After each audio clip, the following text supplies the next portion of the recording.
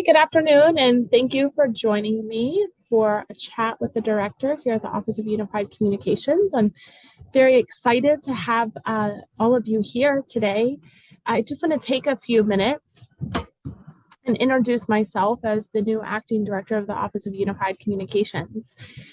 Back in February, I was nominated by Mayor Bowser as the new acting director. And one of the things that I want to do is I want to ensure that myself and our agency are easily accessible to you, the community. I'm happy to be here today and to speak to all of you. And, our goal is to make sure that the agency can continue to serve as a resource for each and every one of you. Myself and our almost 400 staff members are dedicated to keeping this city safe. So with that, I'm really excited and pleased to host this, which we hope will continue as demand is necessary. And of course, if you're joining us from a neighborhood or an area where you would like someone from the Office of Unified Communications to come out and talk to you a little bit more about specific concerns that you might have, or just to get a better understanding, we are happy to do that. You can request that and access other information on our website. We have a new feedback form, and with that feedback form, we will be able to stay in contact with you there. We'd also invite you to follow us on all of our Twitter, and on Twitter, Facebook, Instagram, and LinkedIn. So I'm going to just talk a little bit about some of the initiatives that we are partaking here at the Office of Unified Communications, and then we're going to open it up for questions. You can put your questions at the bottom of the screen that says Q&A, and we will do our best to get those answered today. If not, we will certainly follow up with those answers. So one of the things that we hear a lot from residents is about our 311 and how can we access 311 and what happens after we put in a 311 request. So we can access 311 here in Washington, D.C. in a lot of different ways. You can do that by calling 311. If you are on a border, you sometimes may have to use our 10-digit number, and we'll put that in the chat. You can text DC 311. You can get our app on your phone.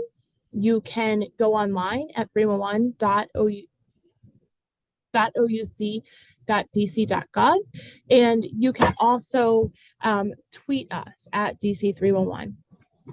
Any of those ways get you in contact with a customer service representative who will process your information, get that in, and then we send it off to our partner agencies who are in charge of the things. So if you're calling about a broken flex post at a crosswalk, we take those here at DC311 and then we send them to DDOT. And then what we are doing now, because we've heard this as a concern, is we're making sure that those partner agencies are putting in notes so that you can see throughout the process of the fix what is happening, whether they've been out, whether the pieces are on order, or whether they've completed it.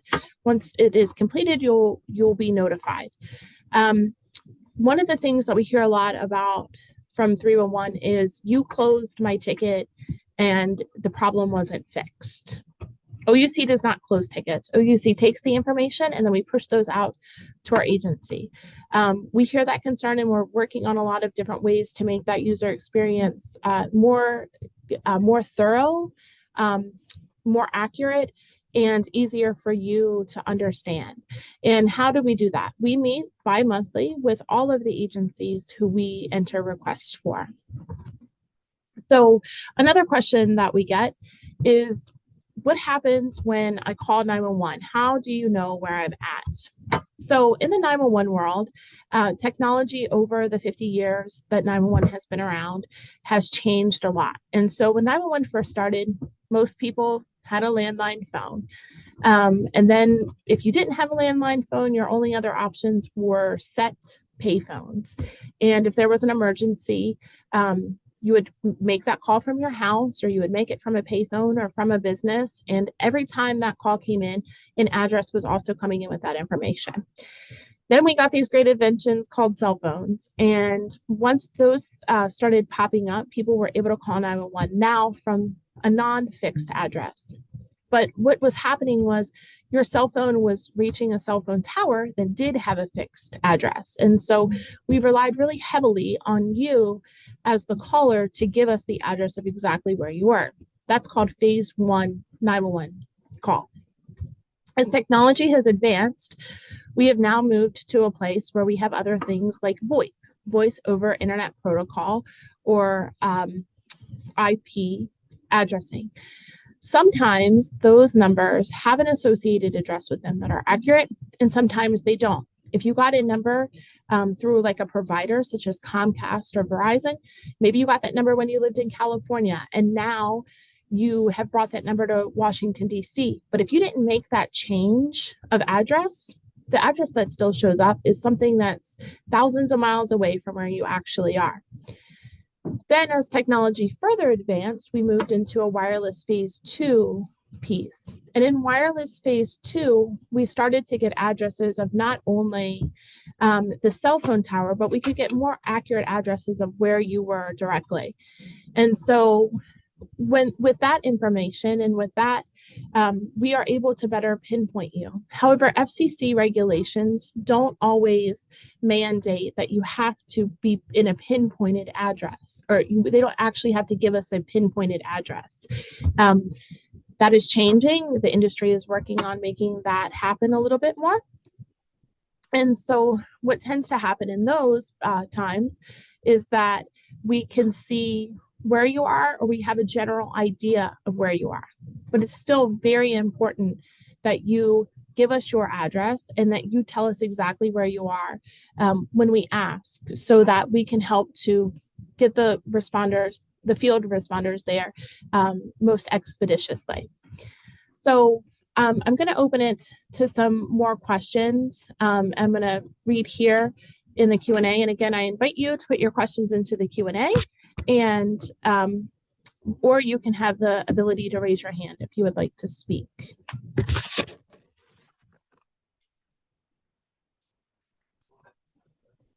Okay. This first one is, what is OUC doing to address staffing challenges? As any other public safety entity in the city, we are facing some staffing challenges.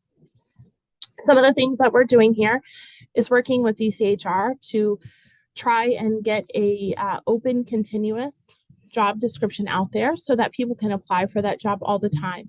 With that, we will have a set number of start dates and academy start dates for the initial training. So if you apply in January, you will know that you would be in the class that would start in March, for example. We think that making it so that applicants understand the process better, that they understand the timing of the process better, will help to keep people in the process. We also want you to understand exactly everything that process entails, because it's not like some jobs where you apply, we hire you, and then we welcome you on board. All of our applicants are subject to a psychological test. They're subject to something called Critical, which is a national program that simulates life in a PSAP, or a public safety answering point, which is a 911 center. And we're looking for typing skills. We're looking to make sure that you can switch quickly from one set of instructions to something else. We're looking for that multitasking ability in that testing. We also are a safety sensitive job, and so you also have to go through drug screening. Once you have made it through all of those, then we welcome you into our academy. What is OUC doing to provide better communication with FEMS regarding addresses? There have been a myriad of deaths and delays which are attributed to OUC call takers providing incorrect addresses. Yes, and we recognize that as something that we needed to be doing better.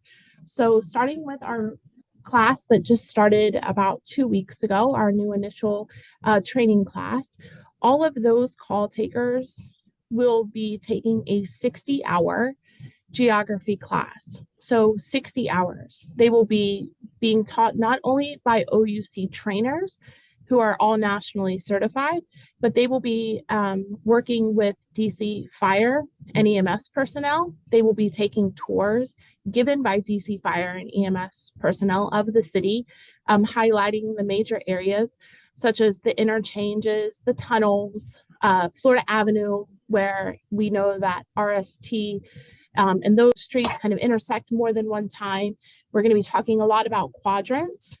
And we are also working with DC Octo, the GIS team there, who provides all the mapping to the OUC so that our call takers really understand the tools in their toolbox.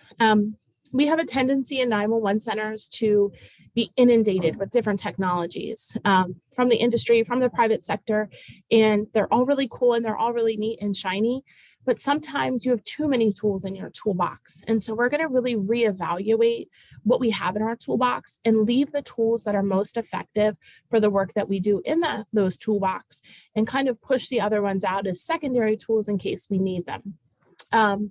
We also are in our training now requiring 8 hours of continuing education training for each of our call takers and dispatchers that focuses directly on geography.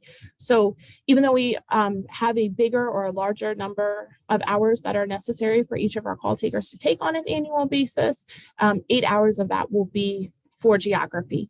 We have also been working with DC Fire and EMS and the Metropolitan Police Department to allow our call takers and dispatchers to partner up and go out with the first responders to help better learn some of the areas, the places where there are streets and avenues and boulevards, all with the same name.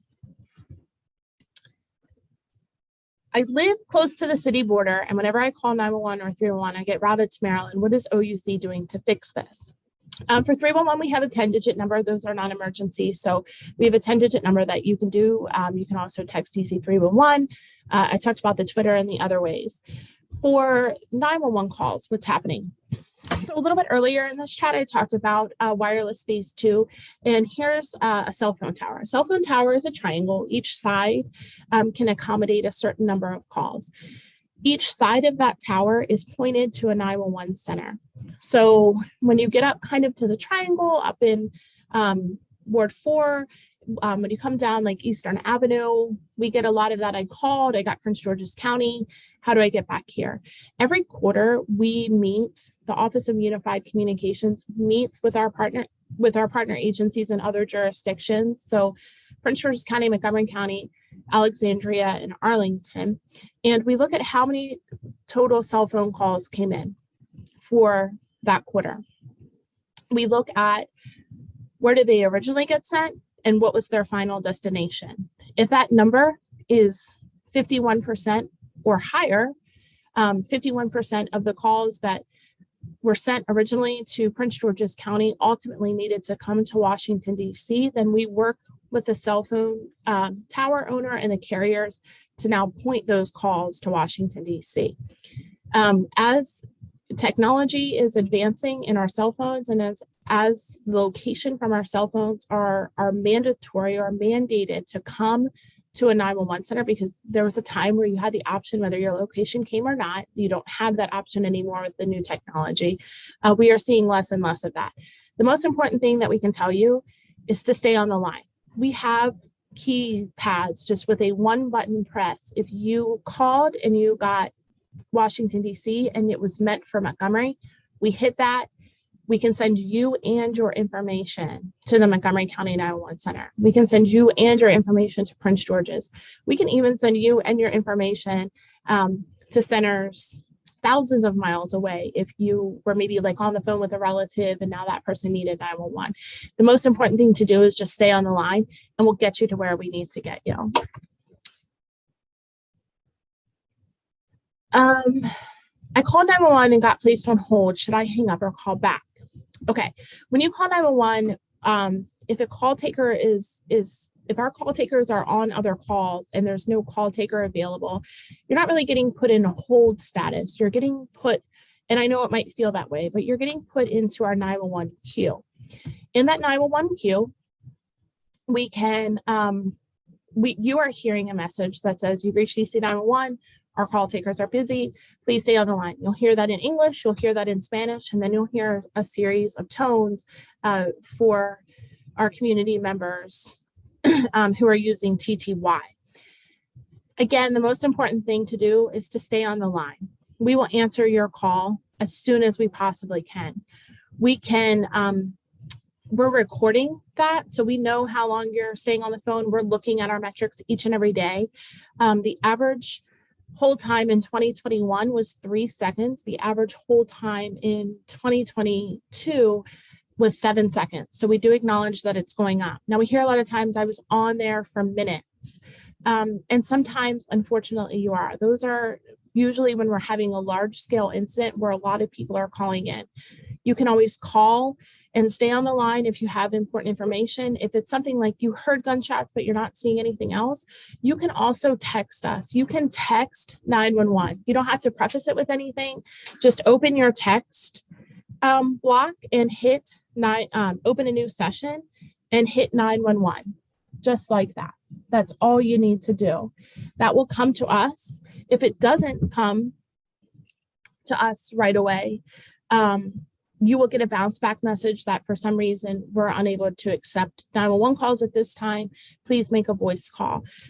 We monitor the downtime, and we haven't had downtime recently in that.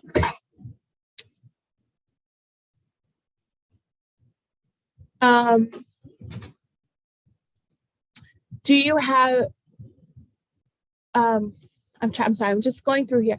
Do you have a feedback or complaint form? Yes, if you go to our website at oufc.dc.gov, our new feedback form that we launched just last week is posted there. Somebody will contact you within 48 hours and we will look.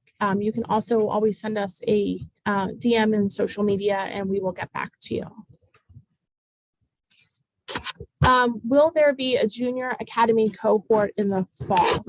Yes. The Junior Academy, for those that do not know, is a program that the OUC has launched, and we have been working with DCPS and our partner agencies of FEMS and MPD to create an experience for teenagers ages 14 through 18 who are interested in learning more about the Office of Unified Communications and career pathways here at our agency. We were looking for 30 applicants to start in our spring cohort, which starts next week, and we now have 55. So we're really excited to welcome all of them.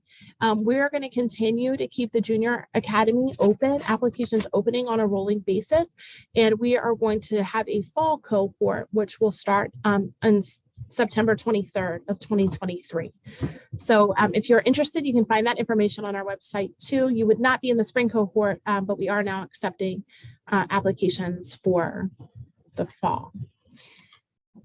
Just to follow up, if the new class is taking 60 hours of geography courses, why do existing call takers who have been making the errors only required to take 8? Also, are the classes 60 hours before taking calls or throughout a specific time period? The same for the 8-hour requirement. Okay, so our previous training program here was 5 weeks of classroom. It is now 8 weeks of classroom. In those 8 weeks of classroom, 60 hours will be dedicated to geography, sprinkled throughout with focus, with a big portion of that focus at one time when we start to talk about the location. Those who are making errors only required 8. So every year, call takers and dispatchers across this nation are required to have some sort of continuing education to keep up certifications. And so that number in a lot of places is 24. That number here at OUC is going to be 40, and 8 of those are going to be dedicated. Now, when someone makes a location error, that is a different story. They are going to have to do the 8, and they will also most likely have a personalized training around location. We are always looking at ways to incorporate more training. We are always looking at ways to incorporate better ideas and better thought processes. But what we know is most of our call takers aren't making those mistakes. And so while we are putting emphasis on geography, because we do realize that those mistakes do cause issues. And we want to, our goal is always zero. It will always be zero. And we want to minimize the margin of error, and we want to provide resources and tools. We are the minimum for everyone is 8. Those who need more will get more.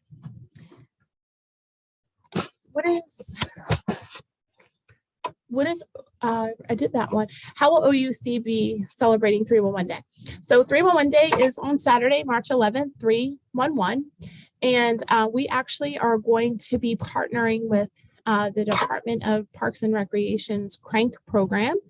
There will be over here at OUC at 2720 Martin Luther King, there will be a Crank concert. We will be highlighting some of our OUC employees who have been answering the call on 311 for years. And we'll just be having a great time over here. Now, when you call 311, and only 311, this does not pertain to 911. So when you call 311, you, instead of hearing the typical hold music, you will now be hearing the district's official music, Go Go. And all of that music has been produced by the kids in the Crank program. And that is a program where young budding artists get the opportunity to make music. And then we're incorporating that to kind of highlight the work that they are doing. How do I report noise complaints? Do I call 311 or 911? I keep getting tossed back and forth. I'm sorry that you keep getting tossed back and forth. We can, make sure that we're all on the same page here.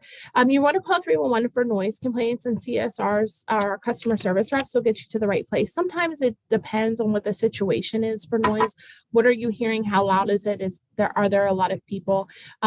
Really, what day of the week is it? What time of day? So if you want to start, of course, if you feel safe to do so, always, if you do not feel safe in what you're reporting, please call 911. But if you feel safe in what you're doing, you can call or text the noise complaints to 311, and we will get you to the right place. Dispatching seems to be one of those professions where there isn't a lot of upward mobility. I would agree. What are the career paths for someone who becomes a dispatcher, and how can the district as a whole support OUC this way? So absolutely, when you step into call taking, and I can share my own story. When I stepped into call taking a lot of years ago, I thought this is going to be a pit stop till I figure out what the rest of the story looks like. My story ended up just continuing down that 911 path. Here at the OUC, we are really working to strengthen our career paths. We are really, wanting our call takers and our dispatchers to get the education that they need and to get the education that they want, the training to go on if that's what they want to do. If they want to become supervisors, if they want to, get jobs in IT. In fact, just this past week, we approved for 2 of our call takers to now move to our IT team, because that's really what interests them. There are a lot of opportunities in this industry. I've had the opportunity to work both in the public and the private sector. And so certainly we don't want to lose people. We want them to stay here at OUC, but we recognize that, we also don't want to hinder their mobility. So we also can work with other agencies. We've had call takers start here when they were 18 and then go to the Metropolitan Police Department at 21. We've had kids come in from the summer youth program who are now full-time employees of our agency. And so we're always looking for ways to not only make our agency better, but to help improve the people who work here in their professional lights and what they want to do. Okay. As a reminder, if you guys have questions, you can either raise your hand at the bottom right of your screen or type in the question and answer box. Right now, it seems like Director McGaffin has answered all of the questions. We'll hold for just a minute or two longer to see if there's any additional questions. While you think of questions, the one thing that I will say is that we are really working hard here at the OUC each and every day. These employees showed up every day through the pandemic. They show up in the snow, the rain, when big events are going on. They're missing birthday parties for their family members and just different family events all the time. And we are so proud and just humbled by each and every one of them each and every day, because they are really the true unseen heroes of our city. And I just can't thank them enough for being the most amazing team that they are. With that being said, you know, we want our community to be able to meet them and see them in that light. And so over the next couple of months and into the future, you're going to be seeing a lot more community engagement. And so if you have Girl Scout troops or Boy Scout troops, or your youth group at church, or your bridge club wants to come see how 911 works, please go onto our website, fill out our feedback form. We can be in touch with you. We are happy to give you tours. We're happy to show you how this all works. And the same for 311. Over the summer, you're going to start to see our 311 team out in the community a little bit more. We're going to be participating in neighborhood walks, putting in 311 requests. I was with the mayor last night on the public safety walk in Petworth. I was putting in 311 requests the entire time for things that I kind of saw. And so we want to be able to do that. And we also are going to be making ourselves available in more public places. So you may see us, hanging out at a library in the afternoons, or out at one of the rec centers during events. But if there are events that you would like us to come and set up our simulator for, we're happy to do that. If you would like to bring us, to an ANC meeting or to a civic meeting, we are happy to do that. If you just want to have a phone call, or if you and your family just want to come tour it, please just let us know, and we are happy to set that up. We are here for you, the residents of the District of Columbia, and we are so proud and honored to serve you each and every day. We are going to keep our Q&As going, so please follow us on social media, and we will make sure that those links are posted and all of that information for all of our upcoming events are posted. But please never hesitate to reach out to me and our team, so that we can answer your questions, help you better understand, or deal with situations that may arise. Thank you so much for trusting us as we answer the call.